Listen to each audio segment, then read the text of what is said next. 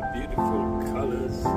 Look at the purple and pink flowers next to this pride of India tree, which was once dead.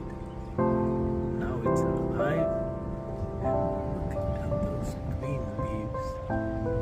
At the center of this tree is a nest, and those birds that are in the nest, they make little noises throughout the day, and the mother comes in with food, feeds these birds.